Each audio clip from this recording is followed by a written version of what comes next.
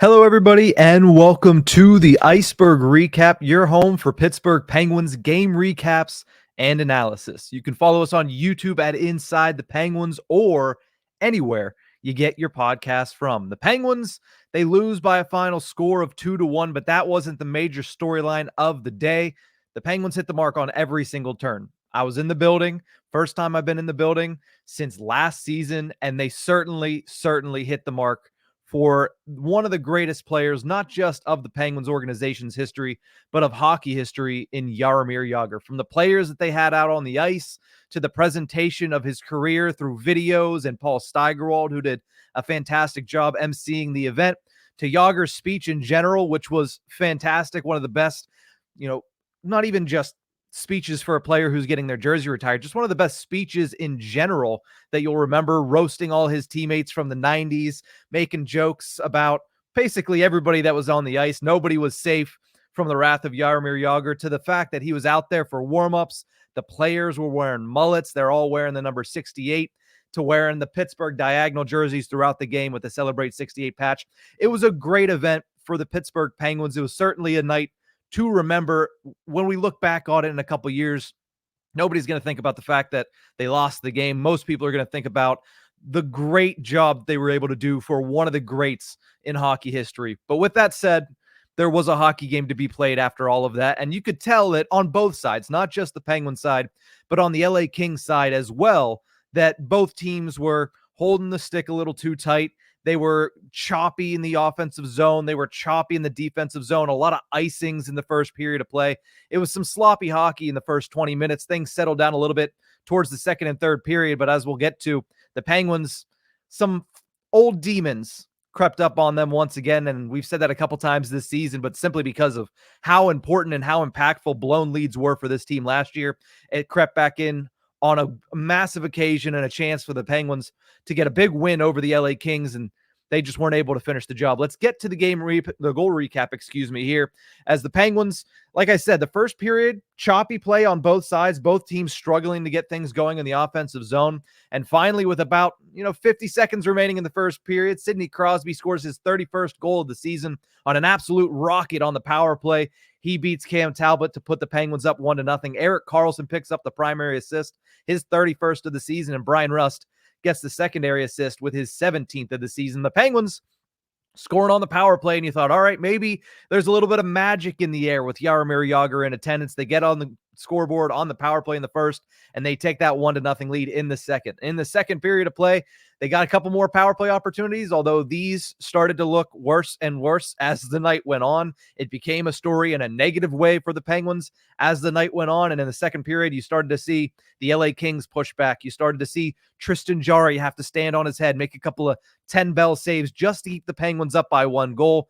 And you could feel it. The Penguins were going to need more than one goal to win this game. And knowing with Jake Gensel being out, with Sidney Crosby already putting in his seemingly daily goal for the Penguins, they're going to need somebody else to step up. They haven't had that all season. They were hoping and praying that that would happen in this game. Didn't happen in the second period, and they held a 1-0 lead going into the third. And like I mentioned, you could tell in the first 5 minutes of the third period, they hadn't given up a goal yet. They were still leading. Tristan Jarry was still on his angles, making some nice saves, but you could just feel that eventually a bounce is going to go the LA Kings' way. They're going to get one past Tristan Jarry, and they're going to tie this game up because the Penguins were not forcing the issue. I know if you've listened to this show time and time again, I continue to say this. They don't force the issue with the lead in the third period. I get that you don't want to push too hard to give up odd man rushes, to give up opportunities the other way, but you have to try to extend the lead at some point, especially if you're one of the teams that struggles to finish on your opportunities. Only getting one or two in the third period and slowing things down to almost a grinding halt in the defensive zone is not conducive to winning hockey games, especially for one of the oldest teams in the league, that when you give up that lead, it's going to take them a minute to get going again. That's exactly what ended up happening. Adrian Kempe scores his 18th goal of the season. Drew Doughty had the puck in the zone. Kempe was coming back into the zone, and he was able to step into a one-timer up from the point. It deflected a couple times, bounces past Tristan Jarry. Again, on that goal, nothing Tristan Jarry could have done. I think it bounced off Rickard Rakell high in the slot. It looked like it might have hit somebody lower in the slot. I was in the building and haven't gotten to see the replay because there was a long drive back to Virginia in between these two things happening. But nonetheless, Adrian Kempe ties it, and the vibe in the building was shot after that. Everybody could feel what was coming. And later in that game, Penguins get a power play opportunity and turns into a 2-on-1 shorthanded for the LA Kings. And it's the same name again. Adrian Kempe scores his 19th of the season and his second of the game with a shorthanded goal, beating Tristan Jarry through the 5-hole. Anze Kopitar gets his 28th assist on that one, and the Kings go up 2-1. That's where things stood at 000s on Jaromir Jagr. Celebrate 68 night. LA Kings win it by a final score of 2-1 in this one. 3 stars of the game. I'm going to give a couple Penguins some stars in this one, even though, you know, you lose in that effort and in that game, they didn't look particularly good for long stretches. But I'll give stars to a couple players. One, Sidney Crosby. He's going to continuously get a star because he continues to try to put this team on his back and will them towards a playoff spot, but he just doesn't have enough help right now. Scores his 31st goal of the season, continues to be the only source of life for this Penguins team, and obviously a big night for him, a big night for the core, getting an opportunity to celebrate a great that came before him, a great that is the reason that they had the opportunity to just be playing in Pittsburgh, let alone play 20-plus years together in the city of Pittsburgh with the Penguins organization. So it was a huge night for him. He showed out.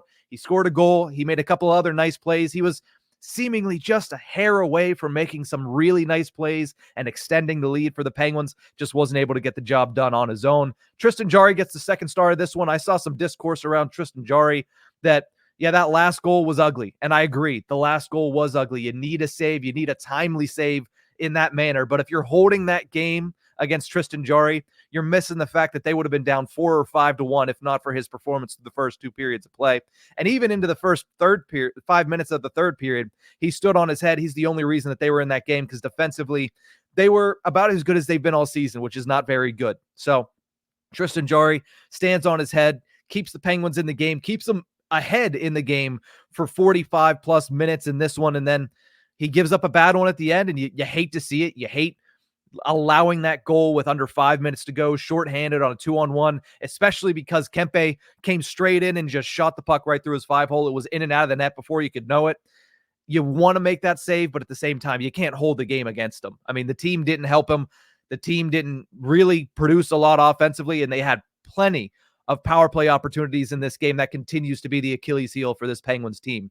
First star of the game, obviously going to give it to Adrian Kempe. 2 goals in the third period, gets the LA Kings the win. He's a nice player, and I love watching Adrian Kempe play. Obviously not when it comes at the behest of a Penguins loss, but he's an electrifying player, a lot of speed, great shot, and he was able to take advantage of some missed opportunities for the Penguins. A good bounce on the first goal, and just a poorly played goal in the second goal, getting a 2-on-1 shorthanded with 5 minutes to go. It's just inexcusable. And I believe a couple of players echoed that sentiment post-game. It's pretty obvious that you can't allow that. But final thoughts in this one. I mean, again, just commending the Penguins organization, Kevin Acklin, and the entire organization for what they did for Jaromir Jagr this weekend. It was really since he touched down in Pittsburgh last week at around midweek. You had obviously the Prantles Bakery birthday cake that he was given at the Fairmont where he was staying. And you obviously also had the event on Friday night where his former players went up and they were telling stories, and, you know, Kyle Dubas, Mike Sullivan, some of the players in attendance there, and obviously a lot of the fans that were able to attend in that one. Saturday going out there and practicing with the Penguins, Sunday going out there and taking the pregame warmups with the Penguins, and obviously having that final lap. We always commend teams for, oh, that's so cool, the rookie lap. He's out there by on his own. For Jaromir Jagr to be able to, in full gear with the 68 on his back, have that one opportunity to skate around PPG Paints Arena and really just get the ovation that he deserves. A tremendous job by the Penguins, and it was a great weekend, perfect weekend up until they had to win a hockey game. And that's just the story of the Penguins this year. They're not great at winning hockey games, but they've been great at celebrating individual milestones. So shout out to Jaromir Jagr. A classy move by the organization, a classy weekend by the organization. He was great all weekend. He was game for it. And obviously, I'm going to have to go back and watch some of the broadcasts because when he was on there, he made a couple of moments that made it to social media. So very entertaining game, very entertaining pregame more so. But the Penguins, you know, business picks up again. You can't turn your foot off the gas because the Penguins are behind the 8 ball. We've kind of buried them a little bit in the last week. I still think that the odds of them making a playoff push are a long shot, but there's still plenty of time for crazy stuff to happen this season. We're obviously going to keep an eye on everything that happens leading up to the NHL's trade deadline coming up in a couple weeks. But up next for them in the immediate future is a matchup against the New York Islanders. And while, yes, every game is important right now, the Penguins are 10 points out of the third place position in the Metropolitan Division. I believe they are 8 or 9 points out of a wild card spot right now. They have the games in hand, but they also haven't won 3 straight games since December. So take that for what you will. But these games against division rivals that are above you in the standings can't be understated how important they are. So we'll see you guys on Tuesday with that. But we'll be back later today with an episode of Ice-Burgh To Go as I parcel through what we saw yesterday with the Penguins and the Kings and what we have to look forward to here as the Penguins' schedule starts to heat up heading into the month of March. But that's going to do it for this episode of the Ice-Burgh Recap. Thank you guys so much for tuning in. And remember, you can find us on YouTube at Inside the Penguins or anywhere you get your podcast from by simply searching Tip of the Ice-Burgh. But that's it for this one. We'll see you guys next time.